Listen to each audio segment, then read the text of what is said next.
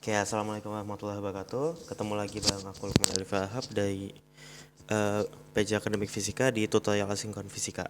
Kali ini kita akan membahas soal elektrostatika, terutama untuk gaya dan medan listrik. Pertama-tama, sebelum membicarakan soal gaya dan medan listrik, kita harus mengetahui dulu muatan listrik itu apa. Nah, untuk definisi muatan listrik sendiri itu yang biasa diketahui orang-orang itu adalah yang pertama ukuran kuantitas kelistrikan. Jadi kuat kelistrikannya itu berapa, kira-kira dia mengandung kekuatan listriknya berapa gitu.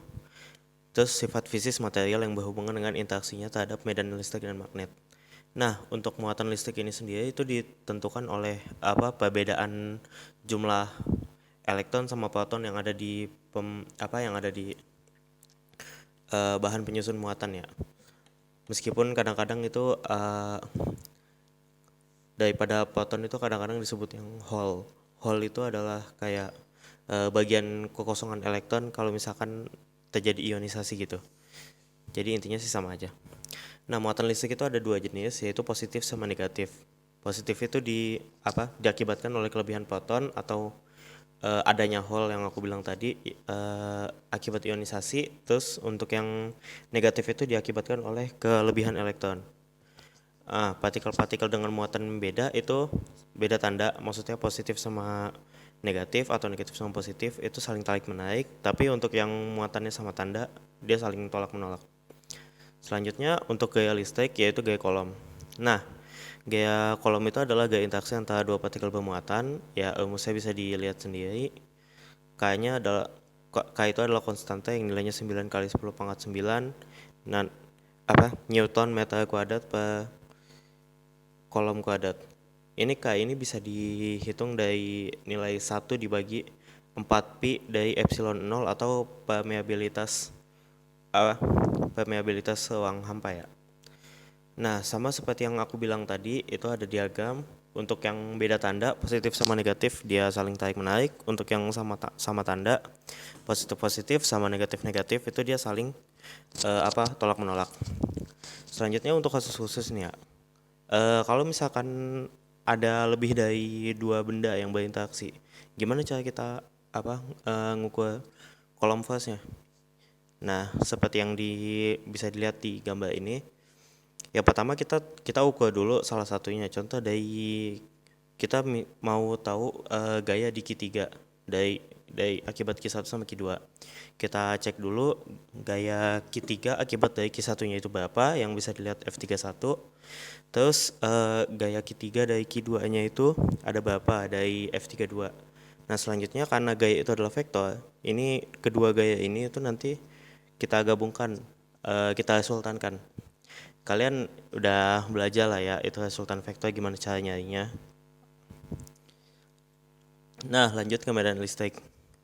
Medan listrik itu adalah medan fisis yang mengelilingi partikel bermuatan. Terus habis itu dia itu adalah medan vektor. Nah, nanti dia itu berhubungan dengan fenomena kelistrikan.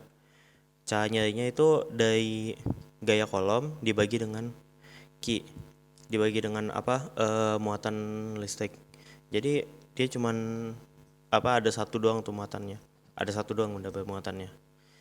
Oleh karena ada satu doang benda bermuatannya, jadi dihitung dengan cara kaki per L kuadrat.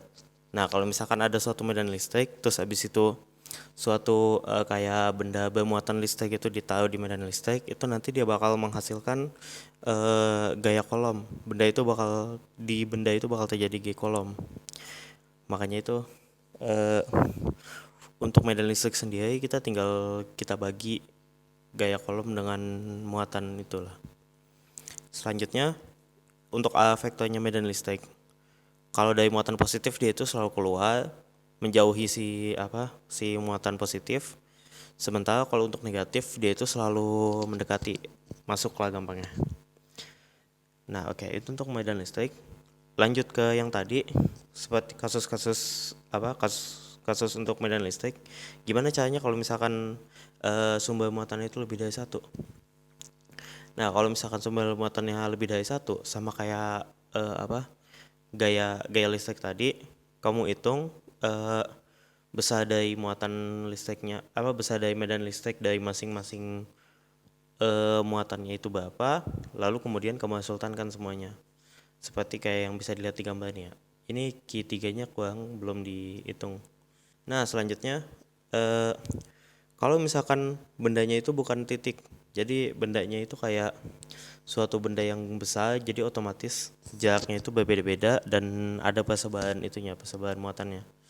Nah, eh, sama aja kayak yang tadi, rumusnya ini masih nggak jauh beda, cuman untuk dari kuadrat yang ada di apa gaya medan apa yang ada di medan listrik sebelumnya itu kita ganti menjadi integral dari dq dibagi dengan L kuadrat.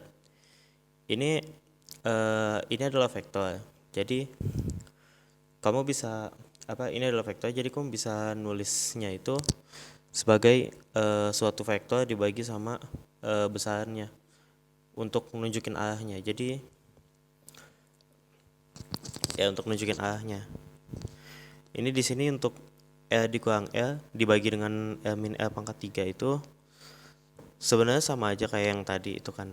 Cuma yang tadi kan L-nya pangkat 2, sekarang ini pangkat 3. Ini karena eh, ditambahin dari yang atas, karena untuk yang sebelumnya itu eh, L min L-nya itu adalah untuk definisi arahnya. Nah, lanjut, ini adalah untuk contoh medan listrik yang bukan itu ya, bukan titik. Kalau misalkan bisa dilihat sendiri contohnya, ini ada batang dan O-nya ini juga tergantung dari jaraknya itu. Bisa dilihat kita menggunakan persamaan K integral dari dq per R kuadrat, dengan dq-nya ini mengikuti dq-nya ini mengikuti si persebaran persebaran muatannya. Dalam hal ini 3dx. Oke, lanjut. Kemudian ada yang namanya garis gaya listrik, yang itu adalah menunjukkan arah gaya atau medan listrik. Tadi sudah dilihat juga di di slide medan listrik ya. Selanjutnya adalah flux medan listrik. Nah, flux medan listrik ini bisa berhubungan langsung dengan garis gaya listrik. Kenapa? Karena flux medan listrik itu adalah jumlah medan listrik yang melewati suatu bidang. Kalau misalkan kamu mau ngebayangin tuh, itu bentuknya kayak garis-garis gaya listriknya itu yang lewatin suatu bidang tertentu ada berapa.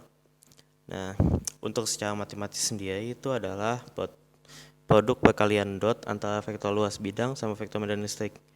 Nah, dia perkalian dot kan tuh ya. Jadi arah vektornya itu harus sama.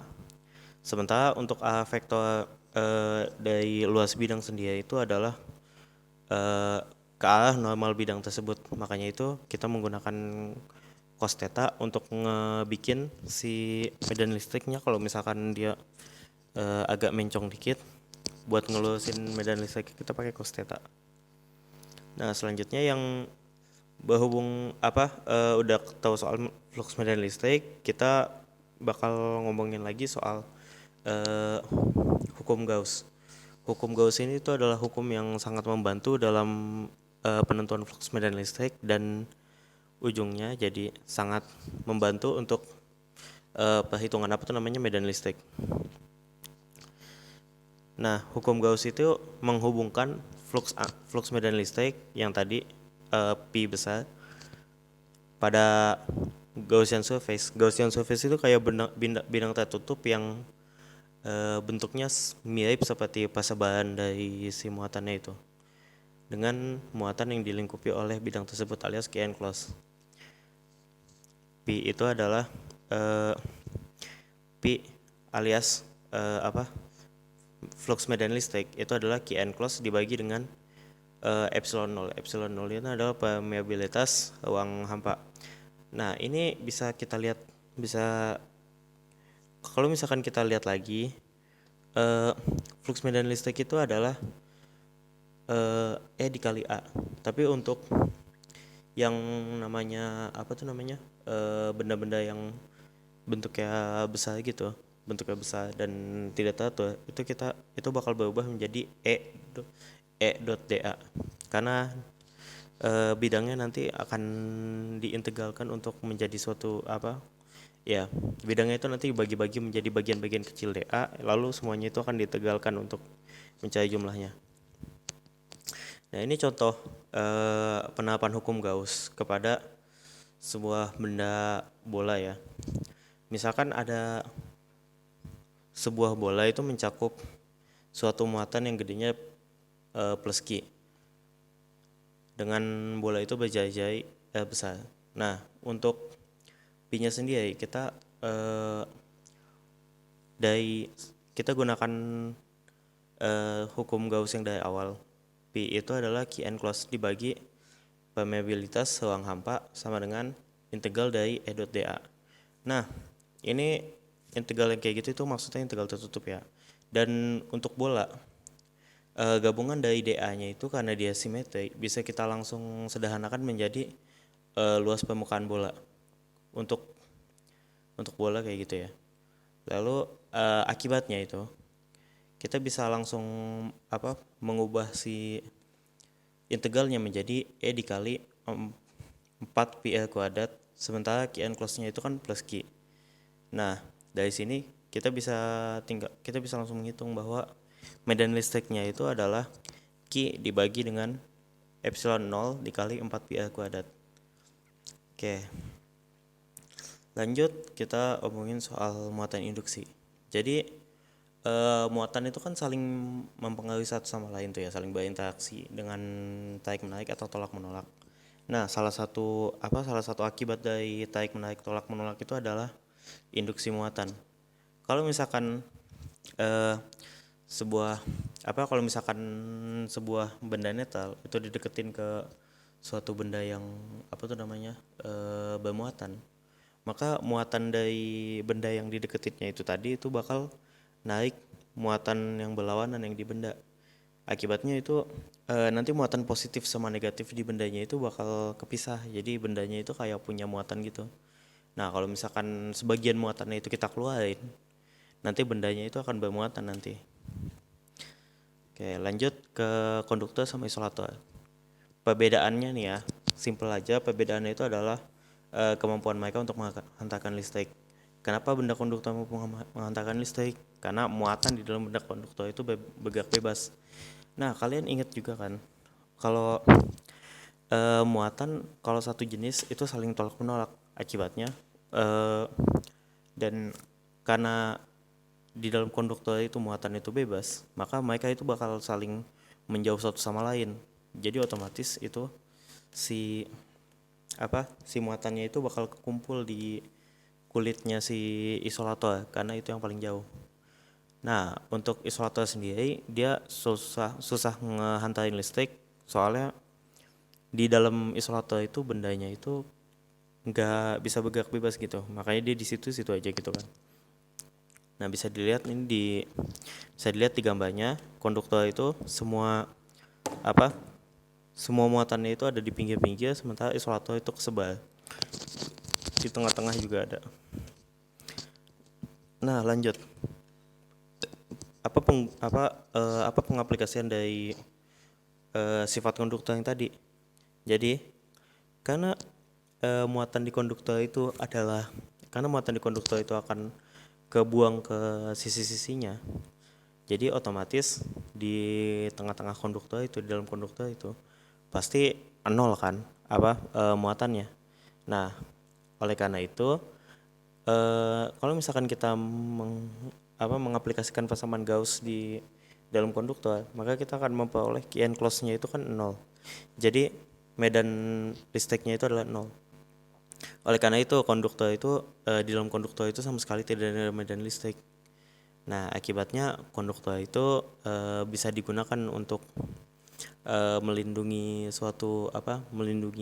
barang-barang dari radiasi medan listrik gitulah. Nah, sementara kalau untuk isolator itu kan benda-bendanya itu kayak punya persebaran tertentu gitu. Kalau misalkan kita mau nentuin medan listriknya, kita harus ngitung muatan yang tercakupnya itu berapa. Contoh nih ya, ada sebuah daerah persebaran muatannya harus sama dengan 3R. Nah, dari ini ketahuan nih, ini persebarannya ini nih ya, path muatannya ini tergantung tergantung sama si itunya apa lokasi jaya-jayanya itu, radius dari permukaan, radius dari pusat. Nah lanjut, kalau misalkan kita mau ngehitung medan listrik di ujungnya, maka kita harus eh, kita harus mengetahui bahwa key and close-nya itu eh, cuma bisa kita cari lewat integral dari dq integral dari O untuk seluruh volume. Nah bisa dilihat itu kita memperoleh bahwa integral dari persebaran muatan untuk seluruh volume itu menghasilkan ya 4pi integral 0 menuju L dari O yang 3L tadi dari L kuadrat dr. Nah ini bisa kita lalu baru kita bisa aplikasikan ke hukum Gauss. Key and close-nya itu yang tadi kita udah dapetin, dibagi sama epsilon 0 sama dengan integral tertutup dari E dot dA. Nah itu kan sama-sama ada 4pi itu kan di pojok-pojok, di kedua sisi. Itu yang satu itu karena luas permukaan bola, yang satunya itu dari volume bolanya. Nah ini bisa kita coret sama-sama 4pi-nya, kemudian kita selesaiin nih si integralnya. Karena nya itu 3L, kita bisa masukin, kita memperoleh jadi integral, kita harus mengintegralkan L pangkat 3 dr gitu kan. Sementara sisa persamaan itu menjadi L kuadrat sama dengan 3 dibagi epsilon 0 integral dari 0 menuju L dari L pangkat 3 dr.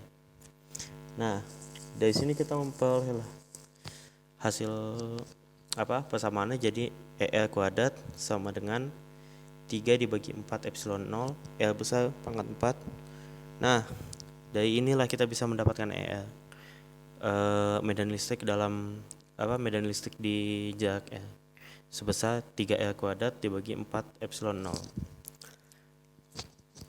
Oke, lantas gimana caranya ini kita memanfaatkan pengetahuan dari medan listrik di konduktor sama isolator ini. Nah ini salah satu kasus yang lumayan sering dipakai nih ya, konduktor sama isolator bola yang konsentris. Jadi bola awalnya itu konduktor atau isolator, terus habis itu selanjutnya ada bola lagi konduktor atau isolator dikulitin. Kemudian kadang-kadang ada sampai 3 gitu ya. Gimana caranya ngitung bola ini? Oke. Gimana caranya ngerjain soal kayak gini itu? Nah langsung aja kita hitung. Kan pertanyaannya hitung medan listrik di L kurang dari B, maksudnya di dalam bola pertama yang isolator, terus L antara B sama A di bola konduktornya, sama L lebih dari A di luar bolanya itu dua-duanya. Oke, lanjut aja dulu, kita tinjau satu-satu nih ya. Di L yang kurang dari B, kita tahu Q totalnya itu adalah plus 3, sementara kita juga tahu muatannya itu tersebar merata. Oleh karena itu seharusnya lah ya, dia nggak bakal penuh plus 3 itu semuanya ada di tengah. Jadi otomatis dia bisa ada tersebar di mana aja dari dalam sampai keluar. Nah tapi karena kita tahu juga muatannya tersebar merata, jadi L1 sama lautnya itu pasti bakal sama di semua tempat. Oleh karena itu kita bisa ngitung key and close-nya dengan membandingkan volume dari daerah yang kita mau tuh ya, dari 4/3 pi pangkat 3-nya itu dengan volume total bola isolatornya 4/3 pi B pangkat 3. Nah 4/3 pi nya itu kan sama, itu coret aja langsung. Jadi kita memperoleh key and close-nya itu adalah plus 3 tadi yang key total dikali sama L pangkat 3 dibagi B pangkat 3. Ini L pangkat 3 nya itu L-nya itu posisi yang kita mau, sementara B-nya itu adalah jari-jari total bolanya itu ya. Nah, baru dari sini kita bisa pakai hukum Gauss. Hukum Gauss-nya ya, Q and close dibagi epsilon 0 ya sama kayak yang tadi lah ya. Kemudian kita bakal memperoleh itu Q and close-nya tadi yang 3 dikali pangkat 3 dibagi B pangkat 3. Terus kita bagi lagi sama epsilon 0 sesuai dengan hukum Gauss. Itu akan sama dengan E dikali 4pi E kuadrat. Itu adalah ya kayak tadi medan listrik dikali dengan luas permukaan Gauss-nya, yaitu luas permukaan bola. Nah, kita memperoleh E di dalam isolatornya di L kurang dari B itu akan sama dengan 3L dibagi 4pi epsilon 0 kali B pangkat 3 gitu ya. Selanjutnya untuk yang di isolator di antara B sama A itu kan konduktor. Nah, seperti yang dibilang tadi, untuk konduktor itu dia muatannya itu bergerak bebas. Oleh karena itu muatan yang di dalam tuh muatan isolatornya itu yang plus 3 bakal naik min 3 dari total muatan di konduktornya itu, buat ya kayak karena kan muatan yang beda tanda itu saling tarik menarik kan, biar supaya dia jadi netral. Oleh karena itu di konduktornya itu sendiri akan di dalam konduktor itu sendiri di antara B dan A itu kita akan mencakup muatan plus 3 dan min 3. Jadi totalnya itu adalah 0 ya. Oleh karena itu sama seperti yang ada di contoh sebelumnya, medan listrik di muatan yang dicakup di konduktor itu adalah 0, sehingga berdasarkan hukum Gauss nilai medan listriknya itu juga 0. Nah, tapi kalau misalkan untuk di L lebih dari L di luar A, jadi untuk L di luar A itu kita menghitung total dari muatan yang dicakupnya, yaitu muatan isolator dan muatan konduktor dua-duanya. Tadi muatan konduktor itu kan plus 3, sementara muatan isolator itu adalah min 2. Jadi total yang dicakup itu adalah plus 1, karena min 2 dan plus 2 itu saling meniadakan dan ya tersisa jadi plus 1. Nah, kemudian kita terapkan hukum Gauss lagi, Q and close dibagi epsilon 0 sama dengan integral tertutup dari E dot dA. Sementara dA nya itu sendiri ya kayak tadi masih bola ya. Nah, kita memperoleh nilai medan listriknya itu adalah 1 dibagi 4pi epsilon 0 L kuadrat. Nah, selanjutnya mungkin kalian bakal beritahu untuk membuat yang namanya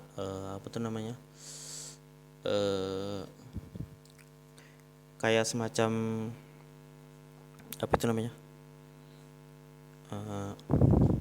grafik gitulah ya, grafik medan listrik di sebagian di sembang jarak. Ini aku kasih contoh. Kalau misalkan untuk yang isolator, karena dia persamaannya itu ada 3 ya dibagi 4pi epsilon 0 B pangkat 3, yang kan yang variabel ini kan di sini doang kan tuh, 1 di atas. Oleh karena itu dia bakal berbentuk linear. Sementara untuk yang di konduktor itu karena dia 0, dia bakal putus dulu gitu selama konduktor. Nah, kemudian dia bakal muncul lagi pada saat udah keluar dari konduktor, ngikutin yang persamaan di L lebih dari A, yaitu 1 dibagi 4pi epsilon 0 L kuadrat. Karena ini dibagi L kuadrat, jadi dia bentuknya agak melandai gitulah ya. Ya, oke. Itu aja dari materi kelistrikan, kurang lebihnya mohon maaf. Wassalamualaikum warahmatullahi wabarakatuh.